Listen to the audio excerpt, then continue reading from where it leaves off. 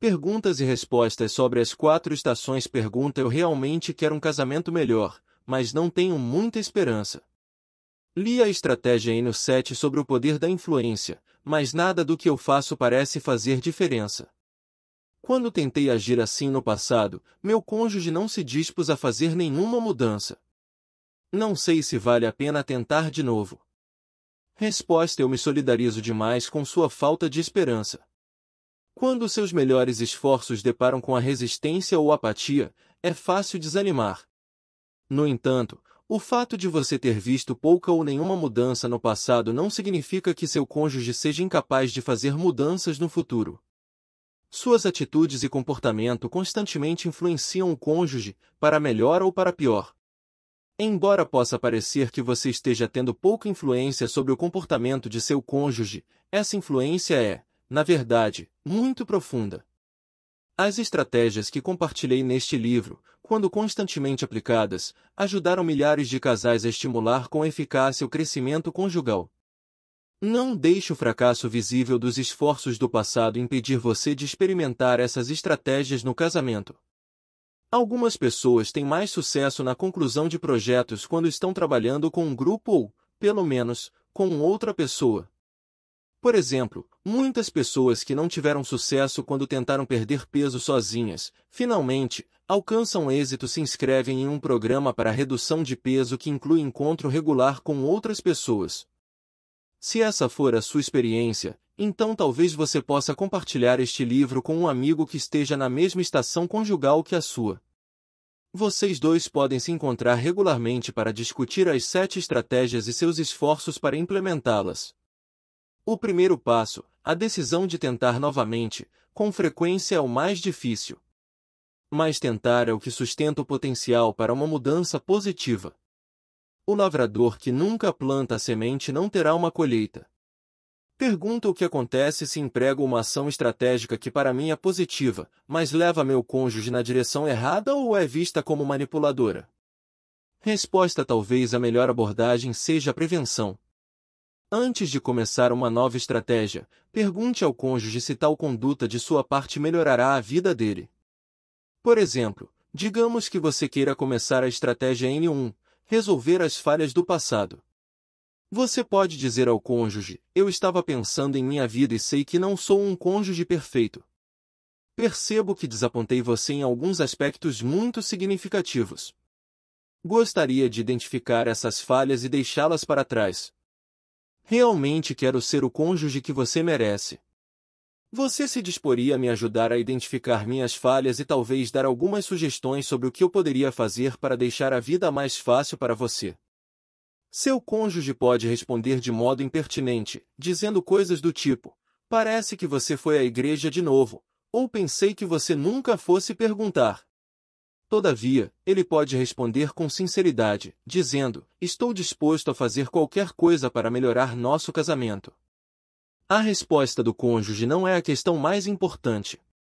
O que importa é você comunicar-lhe com sinceridade que está pensando seriamente no casamento, que optou por lidar com as falhas do passado e está tentando dar passos para crescer. Informar ao cônjuge o que você está fazendo pode tranquilizar os temores dele, além de estimular uma resposta positiva quando você começar a implementar o plano. Entretanto, se você tentar dar um passo positivo no casamento e seu cônjuge responder da seguinte forma: não gosto disso. Acho uma ofensa. Sinto como se você estivesse tentando me manipular, então é hora de praticar as habilidades do ouvir com empatia. Você pode perguntar: em que sentido você vê isso como uma manipulação? Ouça com atenção e faça outras perguntas esclarecedoras. Você pode dizer: você está dizendo que, quando faço underline, underline, underline, underline, underline, underline, underline, underline, underline, underline, underline, underline, underline, underline, underline, você se sente como se eu estivesse tentando forçá-lo a fazer algo que não está a fim de fazer. Muitas vezes, o diálogo honesto pode ajudá-lo a vencer a resistência inicial de seu cônjuge, levá-lo a implementar mudanças positivas e fazer com que seja mais fácil para o cônjuge responder de forma positiva. É perfeitamente possível que aquilo que uma pessoa considere uma ação de amor possa ser interpretado pela outra como uma tentativa de manipulação. É por isso que a estratégia N3 é tão importante. Aprender a falar a linguagem de amor de seu cônjuge é uma das chaves para levar um casamento para a primavera e verão. Pergunta se a confiança está comprometida ou foi destruída. Como meu cônjuge e eu começamos a trilhar a estrada que leva à reconciliação? Resposta: a maioria dos casais entra no casamento com um alto grau de confiança entre os cônjuges. Sem confiança, eles provavelmente não tomariam a decisão de casar. A confiança floresce até que um dos cônjuges, ou ambos, quebra a confiança, quer por meio de mentiras, quer por qualquer outro ato de infidelidade. Uma vez lesada ou destruída, a confiança não é automaticamente restaurada quando a parte ofensiva admite: errei. Sinto muito. Você me perdoa?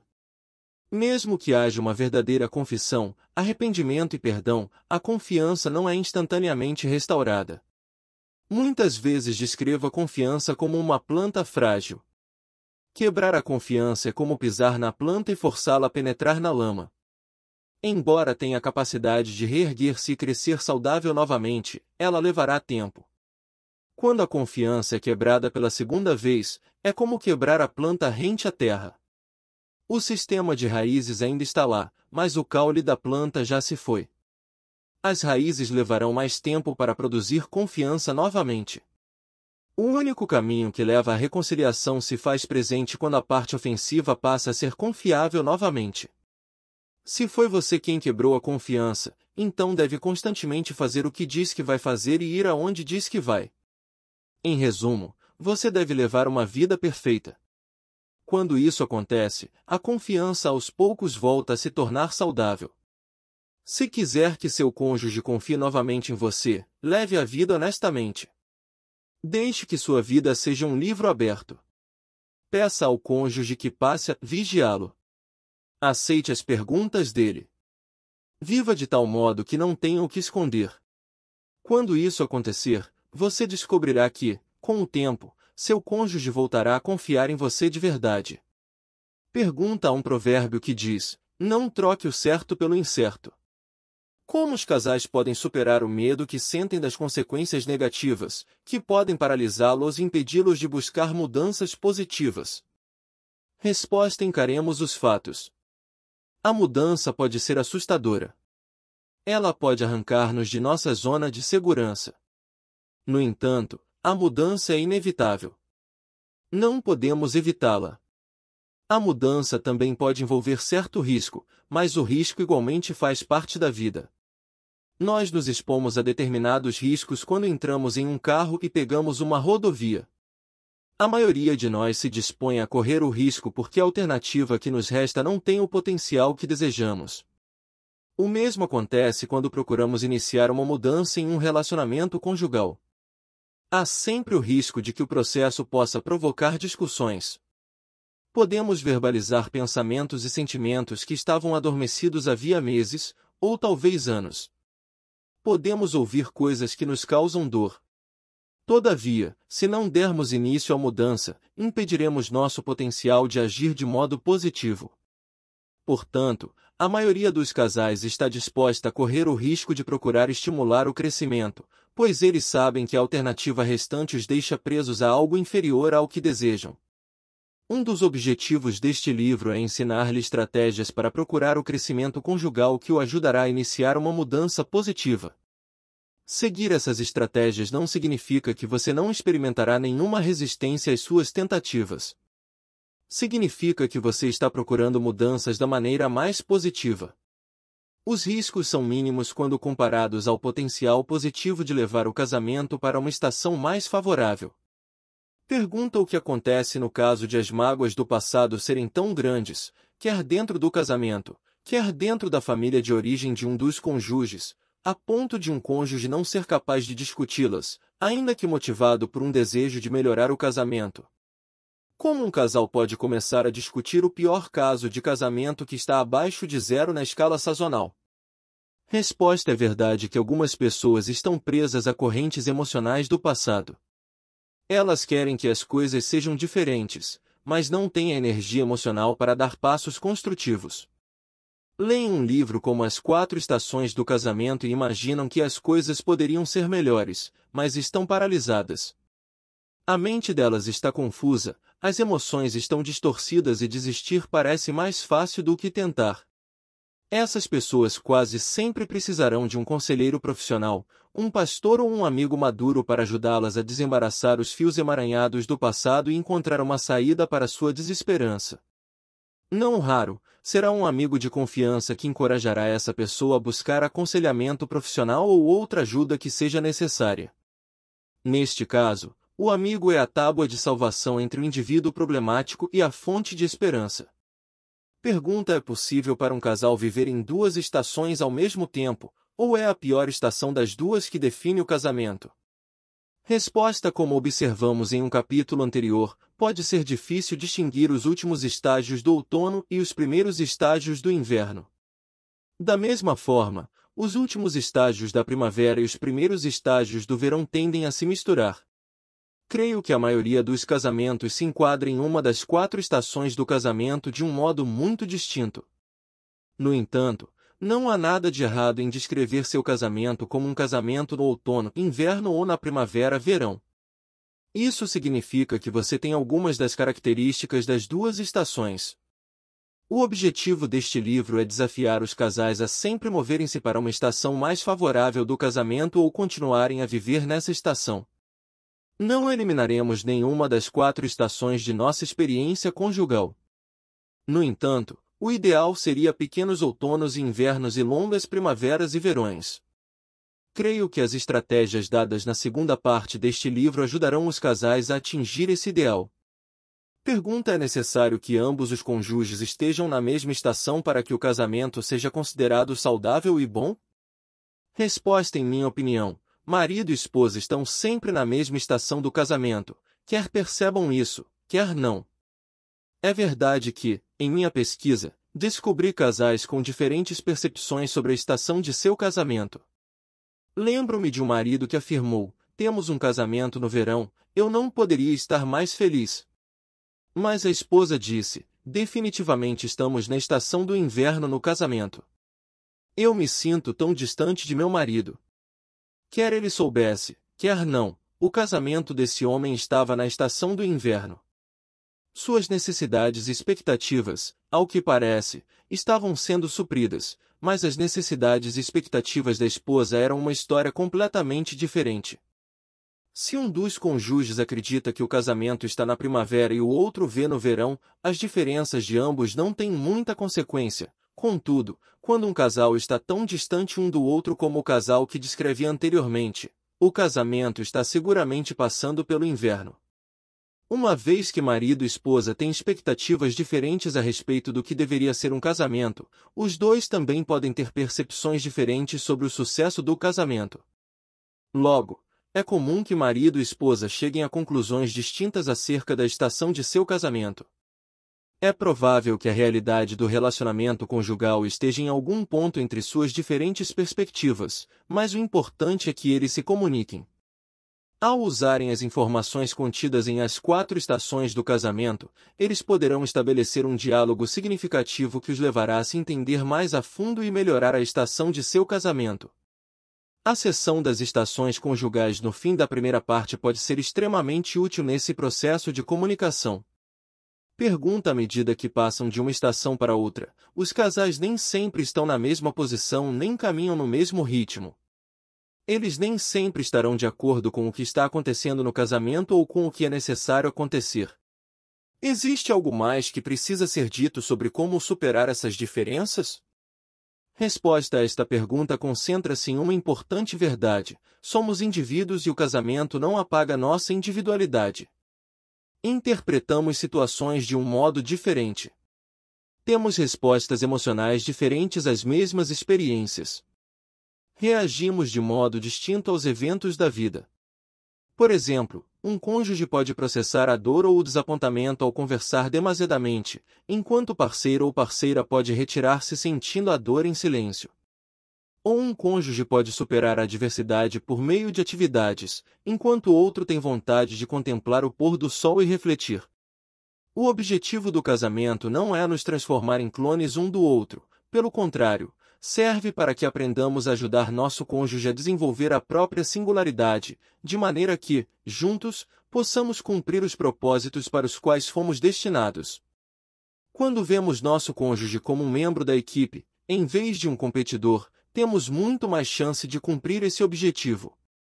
Em lugar de nos separarmos por causa de nossas diferenças, nós nos alegramos com elas, ou o que chamo de maximizar nossas diferenças. Pergunta se eu experimentar uma das estratégias apresentadas nestas 4 estações do casamento e ela não funcionar, devo parar e pôr em prática outra? Resposta: a meu ver, as estratégias que compartilhei neste livro não devem ser seguidas em sequência. Elas tampouco representam projetos independentes que precisam ser concluídos um por vez. Em lugar disso, trata-se de atitudes de um modo de vida e padrões de comportamento que devemos procurar incorporar à estrutura de nossa vida. Por exemplo, escolher uma atitude de sucesso é algo que esperamos desenvolver para toda a vida, não apenas como uma rápida solução para suportar uma fraca estação em nosso casamento.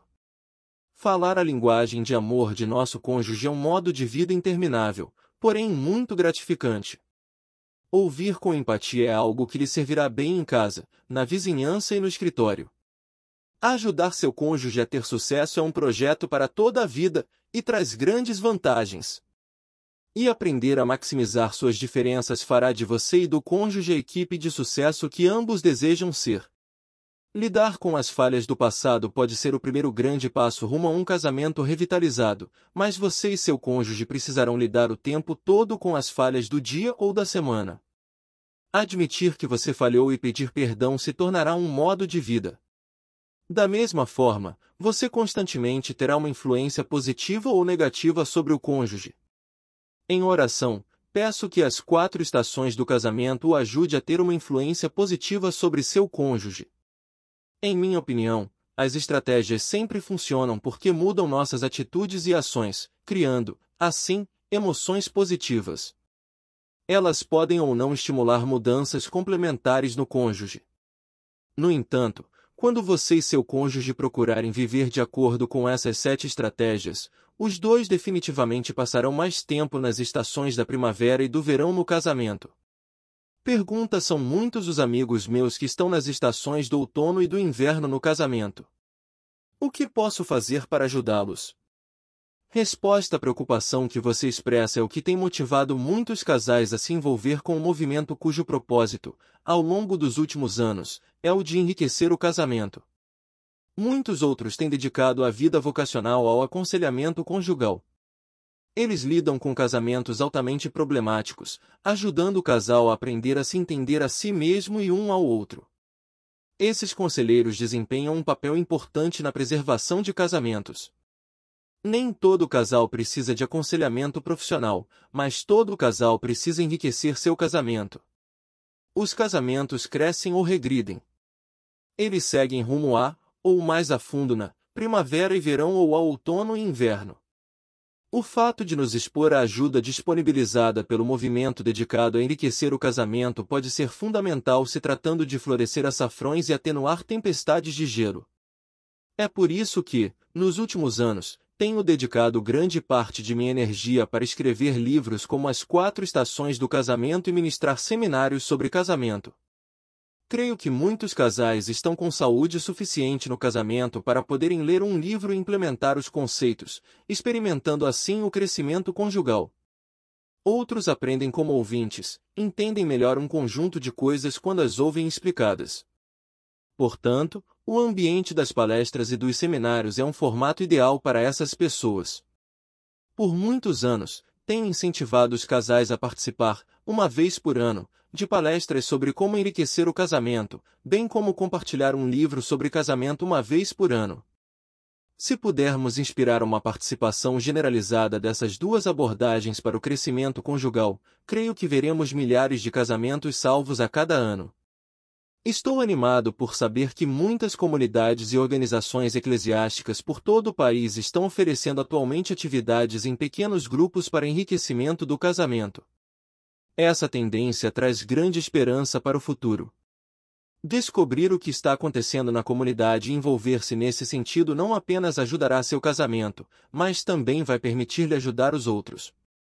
Se os casais que estão vivendo casamentos na primavera ou verão puderem estender a mão para aqueles que estão atravessando outono ou inverno na vida conjugal e, então, levá-los à oportunidade certa de enriquecerem seu casamento, poderemos fazer uma grande diferença na qualidade dos casamentos no país. Não conheço outra coisa que tenha o potencial de mudar todo o clima cultural mais do que casamentos enriquecidos e em crescimento. Quando você se empenha para melhorar a qualidade de seu casamento, não só influencia os amigos, mas também os filhos, netos e bisnetos nas gerações futuras.